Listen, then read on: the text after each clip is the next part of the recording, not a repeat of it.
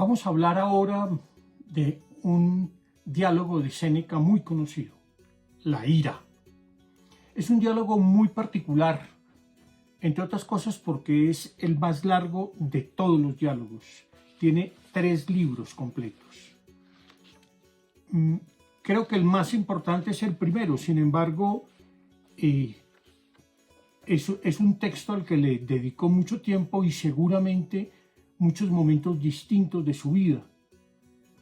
La división entre los libros es un poco arbitraria, y es porque además es muy posible que cada libro haya sido redactado en algún momento distinto de su vida. Y hasta cierto punto cada libro se podría leer por separado, porque uno no ve un plan de conjunto desde el principio, sino más bien el abordaje de un tema desde distintas perspectivas.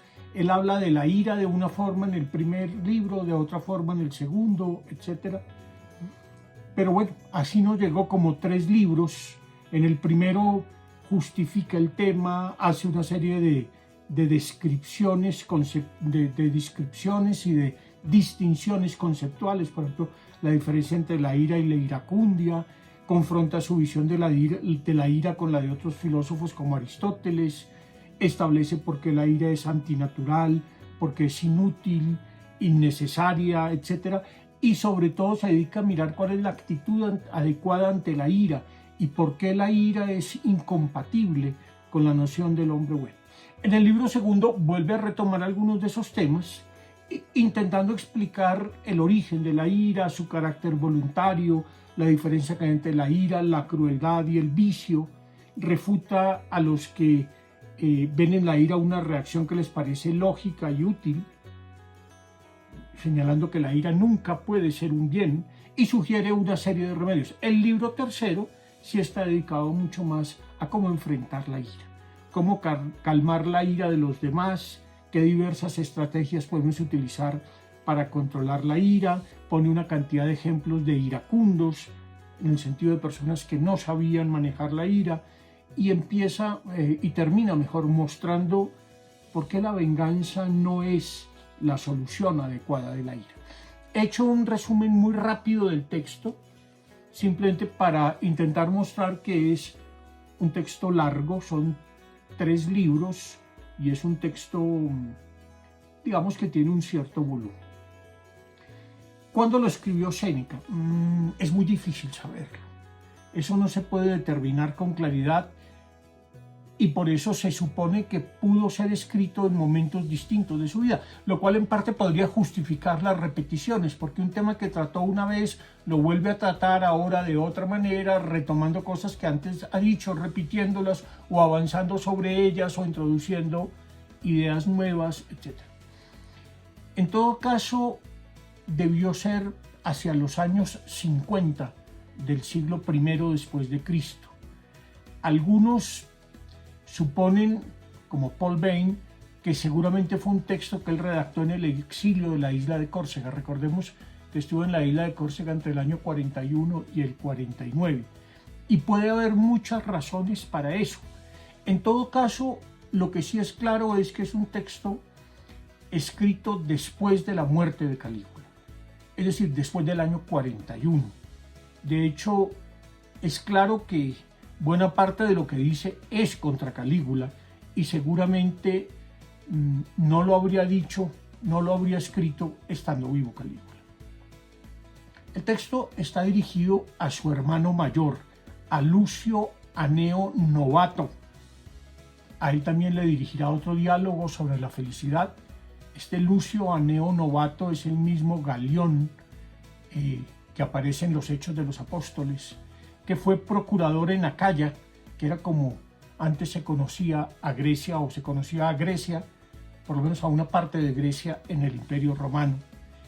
Como vemos, pues Lucio Aneo Novato es su hermano, y un hermano importante, el más dedicado a la política, y de alguna manera el texto tiene un sentido político, es también algo dirigido a su hermano, que tiene una función política, para que no se deje llevar por la ira al asumir las responsabilidades.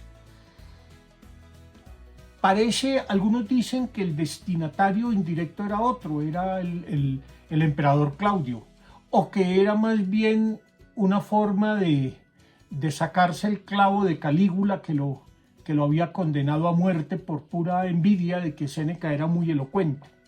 Existen todas las hipótesis sobre este texto. Lo interesante es que se ocupa de algo que para todos nosotros es algo muy familiar, la ira. Todos hemos tenido ira, y en momentos de ira e intenso dolor, como solemos decir, a veces hacemos tonterías. Por eso Séneca va a partir de la idea de la ira de Horacio, que dice que es una locura breve. Tener ira es como tener un ratico de locura. Sin embargo, el término ira hay que tomarlo en un sentido más amplio, porque en griego y en latín el término ira tiene acepciones que no tiene necesariamente en las lenguas modernas. Para nosotros tener ira es enfurecerse, ponerse bravo, enojarse, perder la compostura, ¿cierto? Salirse de casillas, como decimos en Colombia, ponerse berraco. Eso es tener ira, emberracarse. Sin embargo, la palabra griega original es cólera diríamos hoy, que se forma de holos, que es hiel, bilis, y que en sentido amplio significa odio, resentimiento, rencor, etc.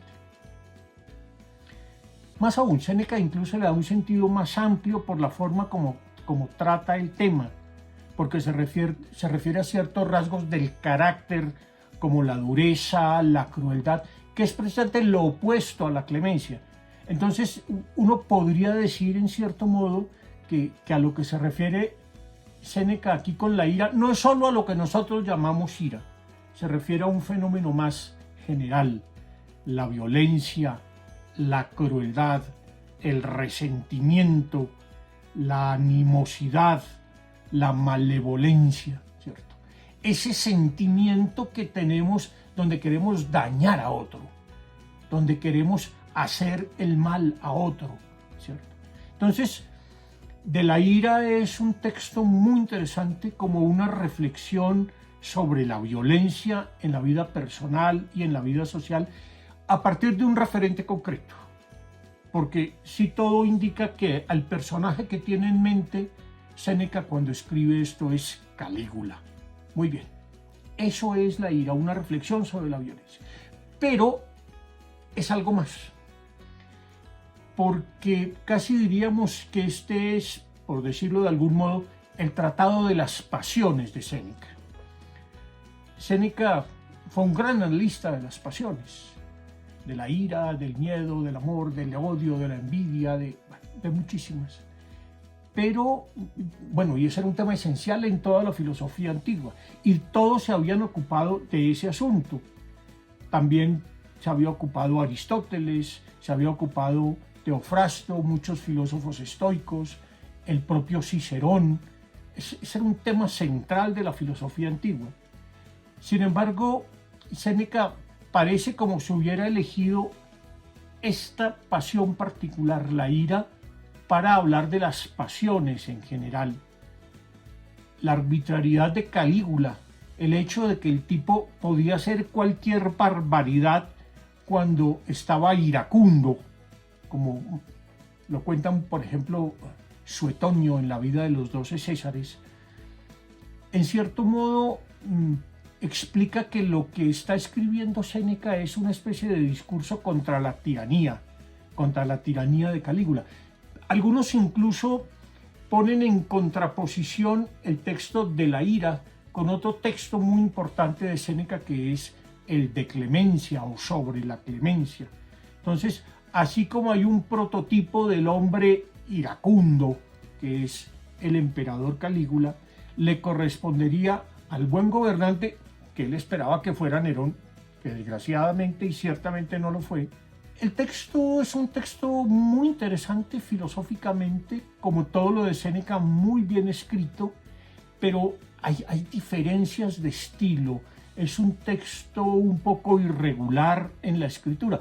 Por eso la hipótesis de que pudo haber sido escrito por partes en distintos momentos de la vida de Séneca es una hipótesis bastante plausible.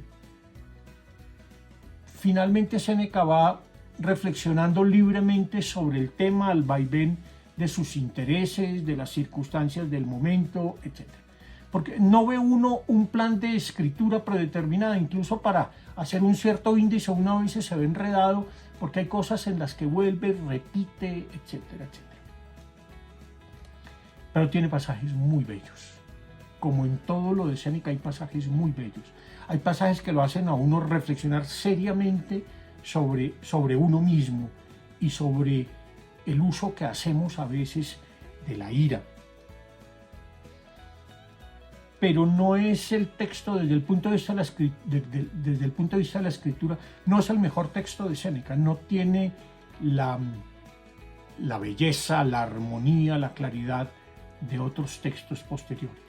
Pero sí se nota que Séneca ha profundizado en el tema, porque cita distintas fuentes que ha estudiado, se ve claramente porque él lo dice, que ha estudiado a Aristóteles, que se ocupa de la ira en alguna parte del De Anima, que se ocupa de la ira en alguna parte también de la Ética Nicomaquea, en el libro segundo de la Retórica, y tanto Aristóteles como a Teofrasto los tiene como punto de referencia. Tiene como punto de referencia también a los grandes poetas latinos, a Ovidio, a Horacio, a Virgilio, al propio Cicerón, que ha dado una perspectiva propia sobre la ira, y a personajes muy importantes de la vida romana como Escipión el Africano, como Pisón, y sobre todo tiene en mente a Calígula, que es el modelo por excelencia del hombre iracundo, soberbio, que nunca debió llegar al poder. Los temas son claves y centrales. ¿Qué es la ira? Y él hace una descripción sumamente delicada de cómo se da la ira entre los hombres, particularmente entre los gobernantes. Intenta hacer una definición propia, distinta a la de Aristóteles y la de Cicerón, diferencia grados de ira, se confronta directamente con la teoría aristotélica de la ira, explica cuál es el origen y por qué siempre es algo voluntario, qué remedios sirven para enfrentar la ira, pero lo que está de fondo, creo yo, es algo más fundamental, y es cuál es la actitud correcta ante las pasiones o emociones. ¿Qué debemos hacer ante la ira, el miedo, la envidia, el odio, etc.? Debemos simplemente moderarlas, como creía Aristóteles. Debíamos regularlas de alguna forma, debíamos suprimirlas. No, la tesis de Séneca es más radical, hay que evitarlas a toda costa, más aún la ira, sobre todo la ira. La ira hay que evitarla porque si le dejamos que tome fuerza, acaba con todo.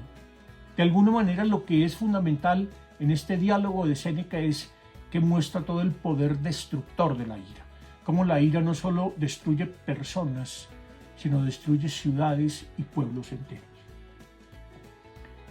De este tema se va a ocupar también en algunos pasajes de las cartas a Lucilio, en la carta 116, en alguna otra carta, al final de la carta 18 de las cartas a Lucilio, tiene una pequeña referencia a la ira muy bella, porque él también está intentando preguntarse algo más fundamental: ¿cuál es el papel del intelecto y del juicio con respecto a la afectividad? Es decir, ¿para qué nos sirve en últimos términos tener razón a la hora de manejar las emociones? Por eso el contraste con los animales, por eso él dirá que los animales propiamente no tienen ira, que la ira es algo muy propio de la condición humana. Aunque algunos dicen que es un texto más retórico que otra cosa, y que tiene pocas palabras y pocos pensamientos originales, que su argumentación es débil, que a veces se contradice, todo eso puede ser cierto. Si uno hace un análisis lógico de cualquier texto, de cualquier filósofo, va a encontrar contradicciones, en todos podemos encontrar contradicciones. Sin embargo, me parece que es un diálogo típicamente filosófico, en el que está en una interlocución permanente con otros pensadores. En eso en que he insistido otras veces, que cada diálogo de Séneca es un escrito a varias voces, aquí sí que se va a ver claro. Séneca dialoga sobre la ira con Aristóteles, con Cicerón, con Crisipo, con muchos otros. Es uno de los textos más conocidos, más leídos de Séneca, y vale la pena que nos ocupemos de su lectura, al menos para empezar del primer libro.